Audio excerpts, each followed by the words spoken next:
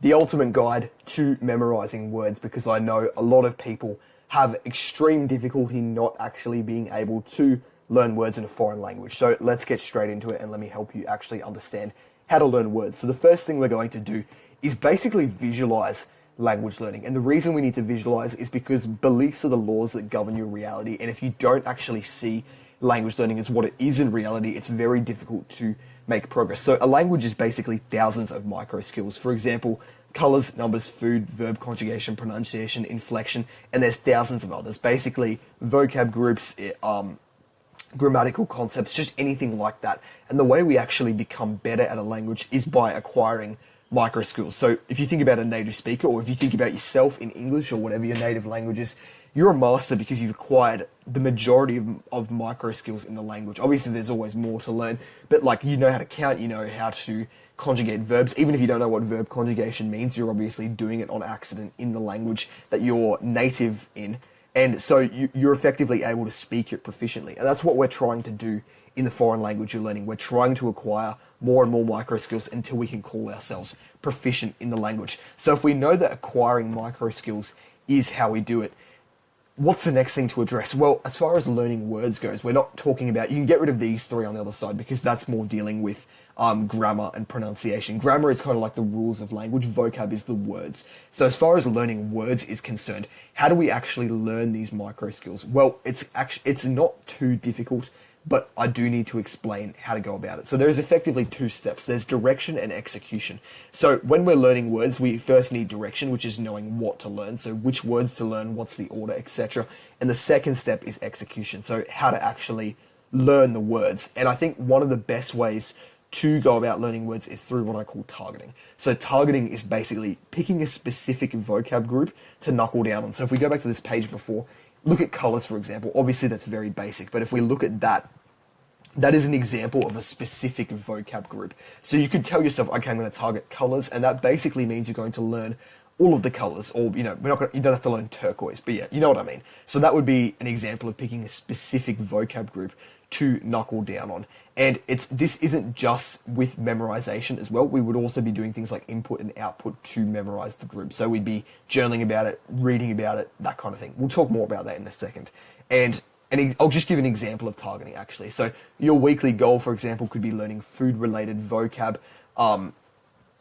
It could learning food-related vocab, and to do that, you could have a flashcard deck of food-related words. You could listen to a podcast or watch videos on cooking. You could read about it. You could practice journaling, etc. That's basically what I mean by doing memorization, input, and output. You basically pick one vocab group, and then you target it through a bunch of different means. That is the best way to learn it. And this level of exposure, we could call it, is much more efficient for learning than just kind of doing some flashcards. But yeah, so how do we actually learn words? Here is the process. We have unknown words, which we don't understand, which is obviously any language you don't know.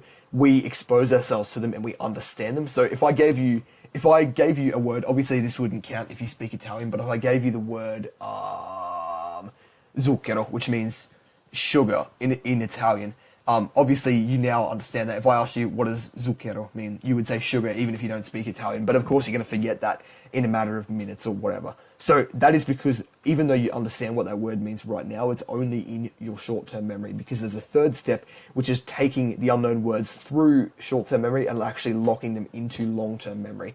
So if I asked you what the word sugar means in English, like, could you explain what it is? You'd easily be able to do that. You'd be like, oh, it's this, sweet powder that we put in junk food. Obviously you might not be able to give me the chemical makeup, but you'd be able to explain what it is, right? And that's because it's in your long-term memory, because you're constantly using your native language. And that's effectively what we need to do to the foreign language we are learning. So this is the process. This is what I want you to understand. Now let's actually talk about how to do that. Well, the problem is pretty straightforward. Obviously, it's easy to encounter unknown words. Every time you read a foreign language and you don't understand, you're encountering unknown words. It's fairly easy to understand them. You can literally just put it into Google Translate or look it up in a dictionary, or see the other word in a parallel text, etc.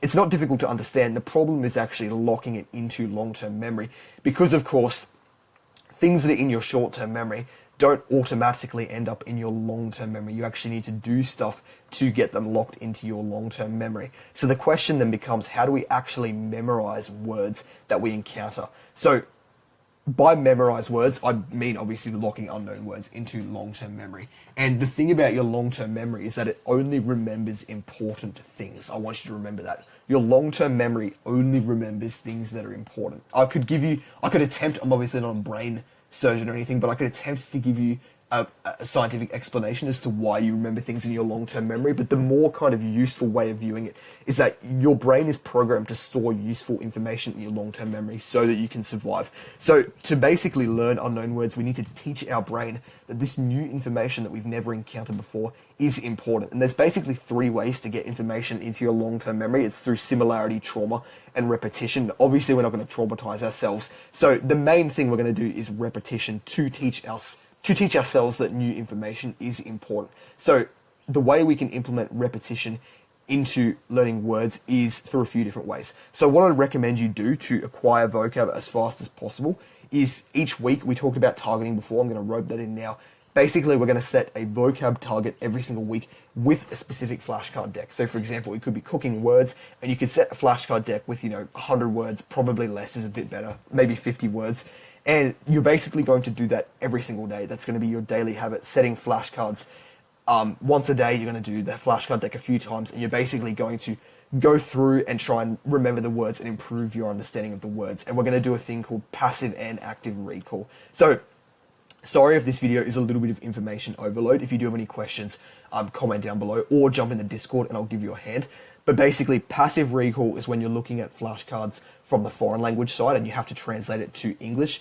And active recall is translating from English to the foreign language. The reason we want to do both is because passive recall is easier, and also if you only do one, you'll be underdeveloped. So we want to try and do both to get better. But yeah, basically, this is what we're going to do every single day. We also want to try and consume one piece of content daily using these words. So as I said before, if your vocab target is cooking words, you can consume one piece of content regarding food, just because it will be using some of the same words, so it will further get it into your brain for you to actually understand that these words are important. And it's helping your long-term memory understand these words are important information and we need to remember them.